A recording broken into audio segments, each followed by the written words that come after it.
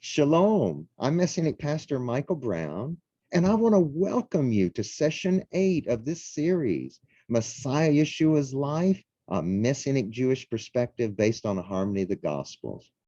We're going to start looking at paragraph 4 in Dr. Fruchtenbaum's book, which is covering Luke chapter 1, verses 5 through 25. So I want to encourage you, open your Bibles to Luke chapter 1, beginning with verse 5. Now, Dr. Fruchtenbaum entitles this section, The Annunciation of the Birth of Yochanan, or John the Baptizer, to Zachariah. Now, we already covered Luke chapter 1, verses 1 through 4. That's the prologue of the Gospel of Luke. And in the prologue, Luke records for us the purpose for writing the Gospel of Luke, and also how he gathered information, humanly speaking, to give us that gospel. Now, starting in Luke chapter 1, verse 5, he points out the political leader of that time and one of the religious leaders. So let's look at the first part of verse 5. He says, in the days of Herod, king of Judea, there was a priest named Zacharias.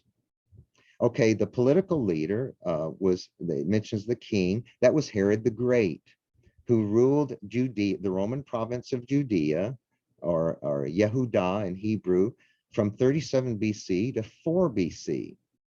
Now we're going to look at Herod, and I'm going to share some information, background about him when we study Matthew chapter 2. So we're going to hold off on that till that point.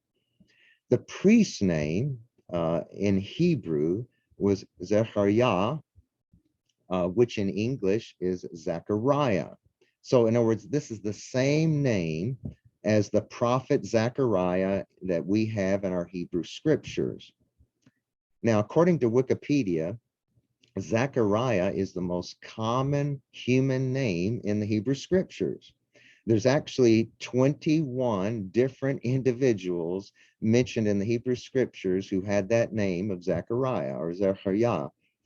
The English translation, Zacharias, like in my New American Standard translations and some of the other English ones, that is coming from the Greek for Zachariah. So the King James translation, well, that's one of the very first English translations of the Bible. They translated the Greek phonetically to give us Zacharias. And that has stuck, like I said, in the King James translation, New American Standard. Some of the other English translations like NIV and English Standard, they actually put the Zachariah, which I think is a better to put that there, because that was the actual name, or at least that's a phonetic translation of Zechariah into English. Okay, let's go back to Luke chapter 1, verse 5. So again, it said, in the days of Herod, king of Judea, Herod the Great, that is, there was a priest named Zachariah of the division of Abijah. Now, Zechariah, it says he was of the division of Abijah. Now, the Hebrew there is Aviyah. That's translated Abijah in English. And Aviyah means Yud-He Vav-He, or the Lord is my Father. Now you say, well, what is this talking about? Division of Abijah. All right, so I want us to look at what this is talking about. This is referring to the different courses of priests.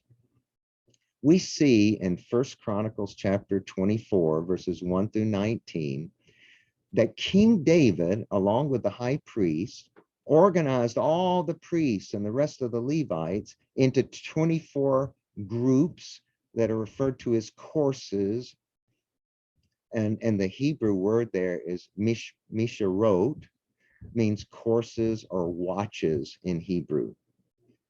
So think about the overall structure. So there was one high priest, and he had 24 chief priests under him. Each one of those 24 chief priests was over a course or a watch, which was referred to in Hebrew as misharot. And under them, under those, excuse me, the 24 chief priests, and they were referred to as Rosh HaMishmar, Under them were all the other priests. See, there were many Kohanim, many priests, and even more Levites. I want to share a screen here, and I want to show you this. Let's see here. Okay, so if you look at this, this is again from Chronicles. This is the 24 divisions that they had. So they subdivided all the priests into 24 groups. There was one guy that was head of each one of them, and that was these individuals that are mentioned here. And then they had many other priests that were under them and Levites that worked with them. Notice that division 8 is Abijah in English, Aviyah in Hebrew. Okay, so let me stop sharing the screen.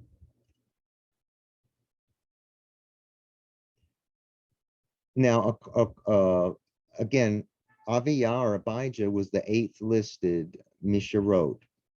And these courses, they would serve in order. So he was in the 8th group that would be serving.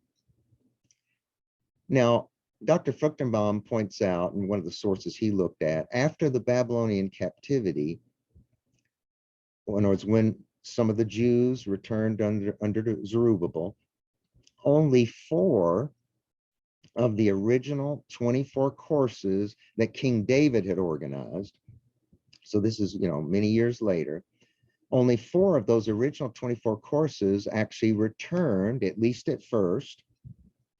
We know that from Ezra chapter 2, verses 36 through 39, and chapter 10, verses 18 through 22.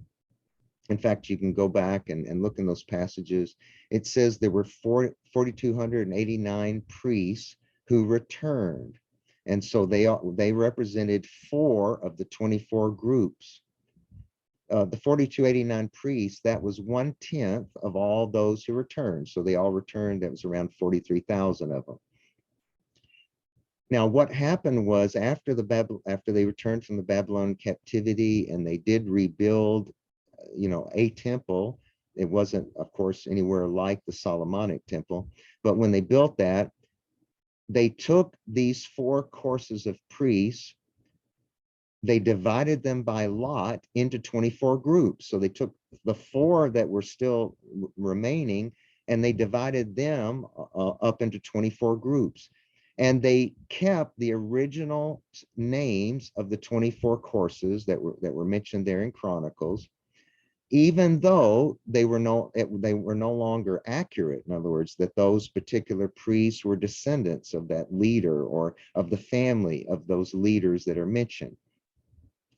Now, a little bit later in Nehemiah chapter 10, verses 1 through 8, and in chapter 12, verses 12 through 21, when you look at the names of the priests that were there at the time of Nehemiah, so he overlapped with Ezra, but this was a little bit later.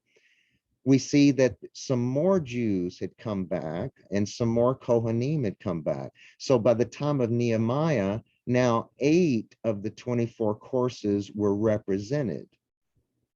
But from my understanding from the rabbinic sources is that even though there were representatives of 8 of the 24 courses there, apparently there was not enough of some of those courses to form a course that was genuinely, as an example, of Abijah. So what they did was, again, they had divided all those priests into the 24 groups, but they primarily were from only 4 of the groups of priests originally. There were some remnants of 4 other ones that were in there. So I say all that just to say this. It is possible that in Luke chapter 1, verse 5, when he says that Zachariah was of the course or division of Abijah, it's possible that Zachariah that we're reading about here in Luke chapter 1 was really not of that group of priests, but he was just assigned to a division with that name. And the singular is Mishmar. Mishmarot means plural. So again, I hope this is not confusing.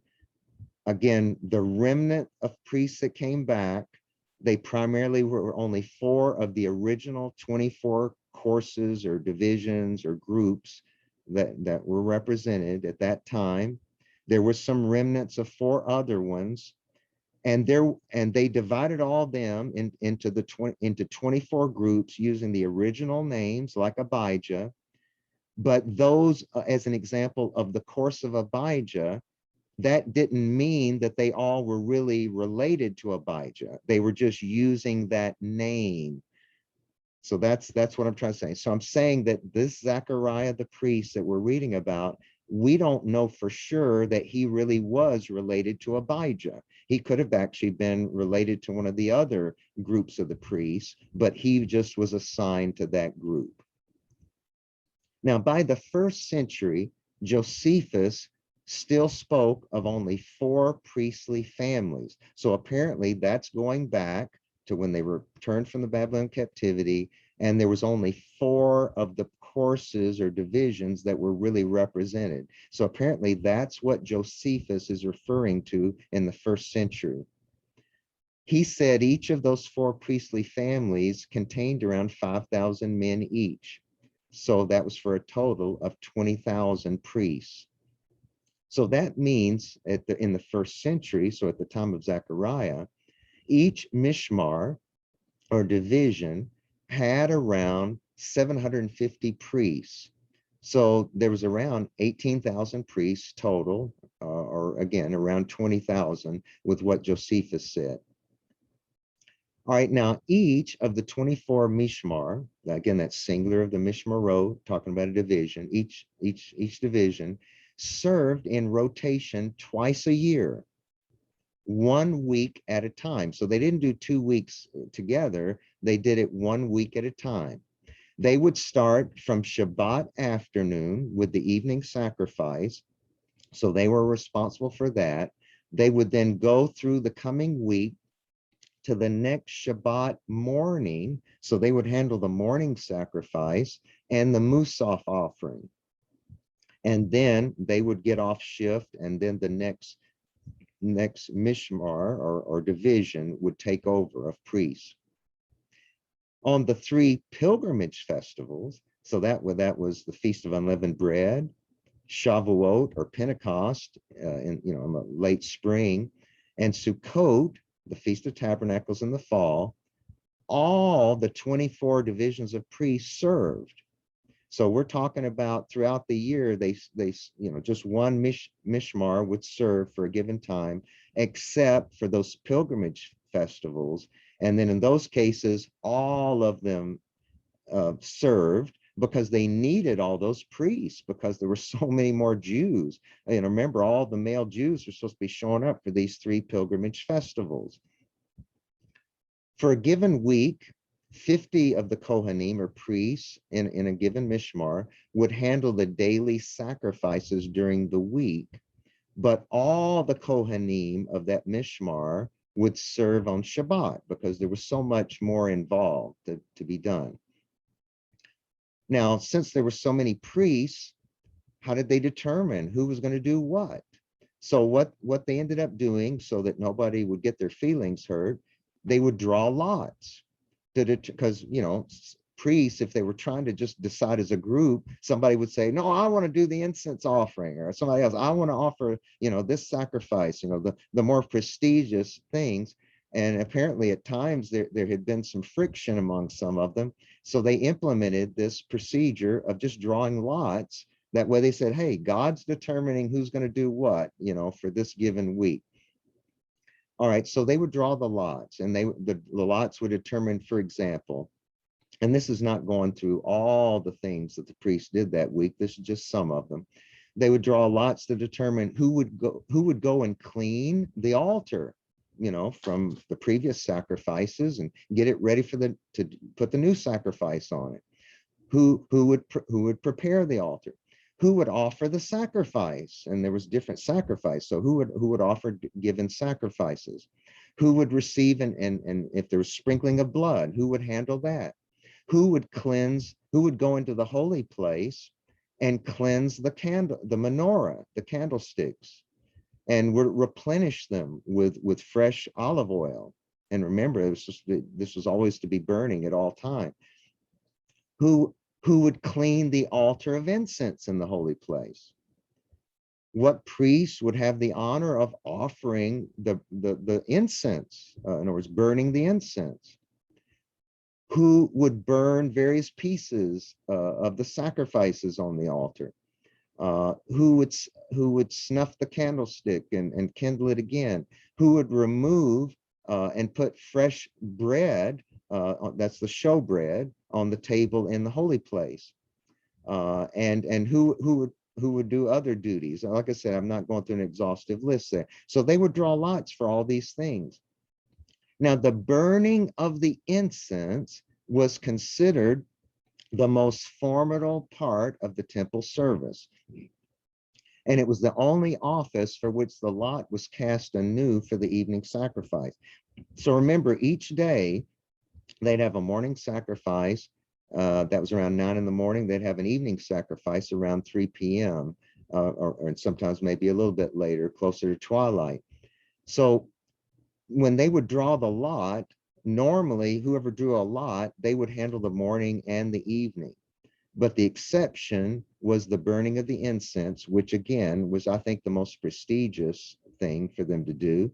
And so what they would do is draw a lot for whoever burned the incense in the morning, and they would draw a lot for whoever was going to do it in the afternoon. It was I read where there's some sources from the rabbinic sources said it's quite possible that a priest would only be chosen once in his entire life to perform any of the priestly duties at the temple. So I guess normally they would do one particular thing, and then they would normally do something else. Actually, from what we understand from rabbinic sources, someone would only get to burn the incense one time in their lifetime. That I know for sure. Now, even after the destruction of the second temple, that was in AD 70, it was still common in some synagogues to mention one of the 24 mishmarot for that given Shabbat. Even though the temple wasn't standing, there wasn't that group of priests to be going in the temple doing anything, they still remembered whose Shabbat it was that they would have normally been serving.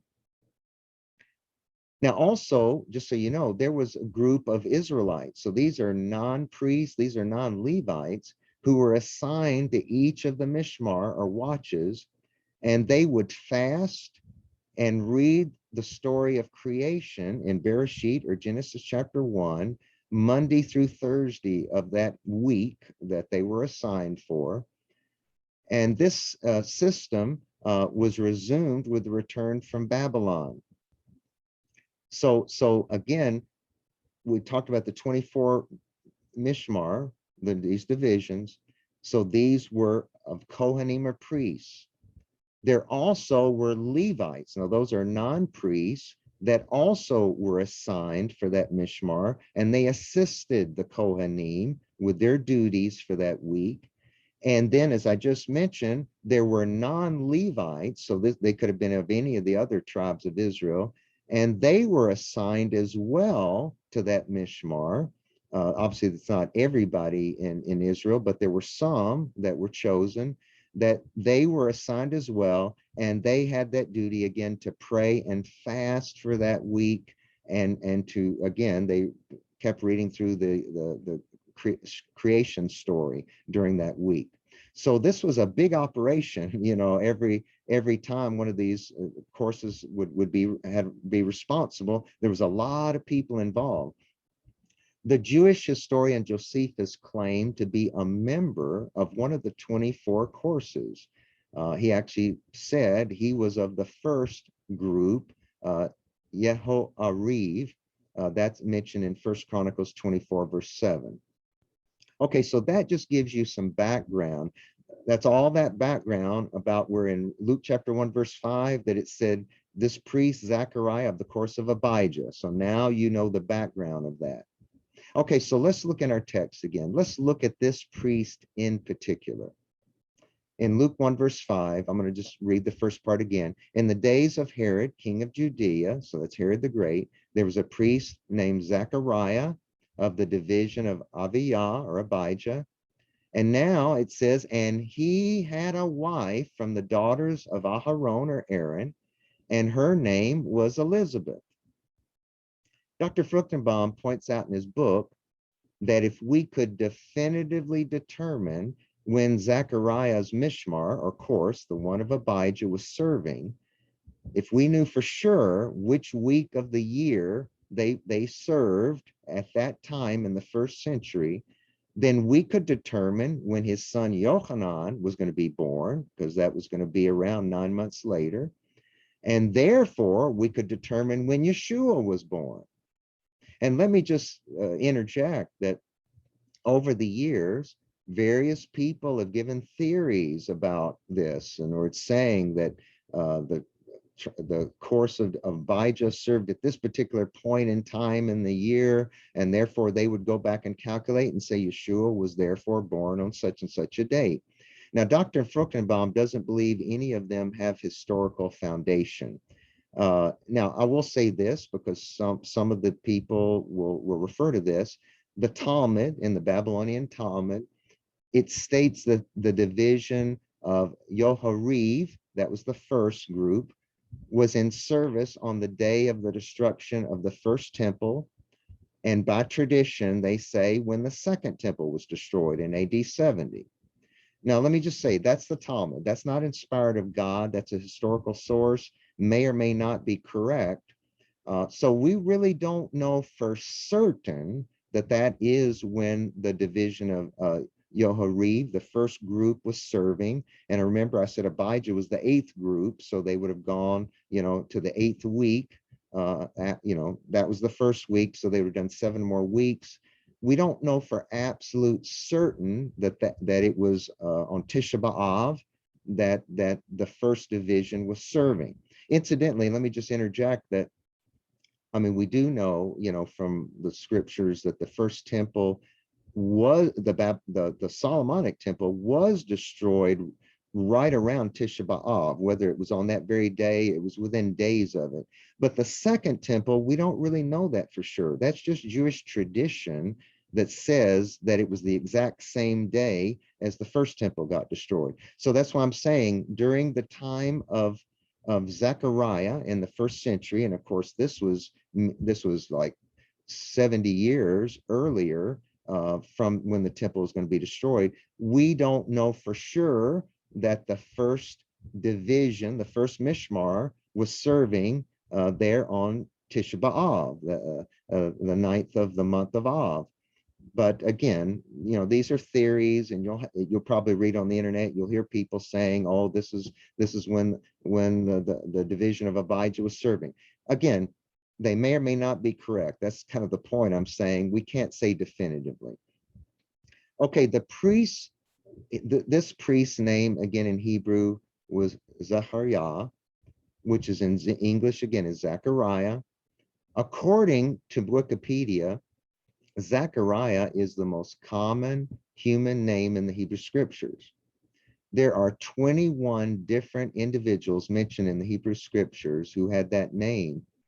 In other words, there's 21 individuals with the name of Zachariah in the Hebrew scriptures. The name Zacharias, again, it comes from the Greek. That's like a transliteration of Zachariah, of the Greek of Zachariah. Zacharias, and his name meant Yod-Heh-Vav-Heh, or the Lord remembers or has remembered. His wife was also of a priestly family, so she was also a descendant of Aharon the priest. Her Hebrew name was Elisheva, usually translated Elizabeth in English. Her name meant oath of my God. So this was the same name, Elisheva, as Aaron or Aharon, the first high priest. That was the first high priest. That was the name of his wife, Elisheva. So as a couple, their two names together mean something like Yod-Heh-Vav-Heh, or the Lord remembers the oath of my God. So that's if you put Zachariah's, what his name means, and Elizabeth's name together. The Lord remembers the oath of my God. Now, there's actually a word play on their names later in chapter 1 when Zechariah is praising God. Listen to what it says in Luke chapter 1, verses 72 through 73. He says, to show mercy toward our fathers and to remember his holy covenant, the oath which he swore to Abraham our father. Notice it mentions about remember his holy covenant, and it mentions oath. So again, I said the two names together mean the Lord remembers the oath of my God. So there's kind of a word play on that there. Now, talking about Zechariah and Elizabeth, look at what it says in Luke chapter 1, verse 6. It says, they were both righteous in the sight of God, walking blamelessly in all the commandments and requirements of the Lord. Now, when it says that they were righteous, they were blameless, it doesn't mean they were perfect. They were like Old Testament saints who were the believing remnant, who lived in faith in God. They followed the Torah and they offered sacrifices when needed to provide atonement for their sins. And in faith, trusted God to forgive them of their sins and believed God. In other words, they lived a life of faith. So that's what it means by blameless under the law. In other words, they did what the law required them to do in their circumstance when they would sin, and they lived lives of faith. So they were believing God, just like it says Abraham, it says, and he believed God, and it was reckoned to him as righteousness. So that's what it's saying. These were people of faith in God. Okay, Luke chapter 1, verse 7. But now it mentions a very significant matter. It says, but this righteous couple, they had no child because Elizabeth was barren and they were both advanced in years. Now, my understanding from rabbinic sources is that expression advanced in years meant they were over 60 years old. So that's apparently what Luke is meaning here. So they were both in their 60s. As you might know, in biblical times, it was considered a disgrace, a shame, a reproach for a woman not to have children, because that meant there was nobody to carry on the family name. And that meant when they got up in upper years, like in this case, advanced years, there was no one to take care of them. Remember, they didn't have Social Security back in those days. So you would depend on your children to take care of you. So when it says here that Elizabeth Elisheva was barren, that was like something that she was very, felt very bad about. Now, of course, rightfully today, it's not anything to be ashamed about if someone is barren and they don't have children. But back then, that was just kind of the Jewish tradition or the culture, the society, that they viewed it as something to be ashamed about, even though it wasn't their fault. I mean, that's just what the case was. All right, now let's look at Luke chapter 1, verses 8 and 9. Now, it happened that while he was performing his priestly service, this is talking about Zechariah, before God in the appointed order of his division, according to the custom of the priestly office, he was very, if I could say very significantly, was chosen by lot to enter the temple of the Lord and burn incense. So Zechariah had drawn the lot for burning the incense, the highest honor of the day and the most solemn part of that day's service. Now, in rabbinic sources, this burning of incense symbolized the prayers of the priests on behalf of the people of Israel going up to God. Well, we know from Revelation chapter 5, verse 8, that the incense offered in heaven is symbolic of the prayers of the saints on earth. So the rabbis got it right there, that this incense going up, that is what it represented, the prayers of us to God. Let me just interject. So our prayers as believers and followers of Yeshua, our prayers to God are like incense to God. So let's make sure that we offer up worthy prayers to God that will be pleasing to him like incense. Again, a priest like Zachariah only got to burn the incense one time in his lifetime. We know that from Tamid 5 verse 5 colon 2. So it was divine providence that Zachariah was chosen to do it on this particular day. Now, what did Zechariah do on this occasion to burn the incense? Let me just kind of go through what kind of things he would do. The Mishnah, and again, this is not inspired of God, it's just a historical rabbinic source, said that the priest burning the incense would take up a golden ladle, which was a large dry measure, which could hold, this was a measurement back in those days, 3 cabs, K-A-B-S. And I had to look it up myself, like, what in the world is that? 3 cabs would be equivalent to the volume of 72 eggs. So that's how they were determining the volume.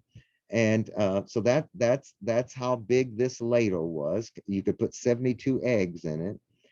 And this ladle contained a dish that the priest, in this case Zachariah, had filled with incense with his hands. So he had dipped into the container with the incense with his hands and put it in there till it had filled up, for that amount. And then they would put a lid on it. The lid had a ring on the top of it. And so the priest burning the incense would carry that ladle in his left hand.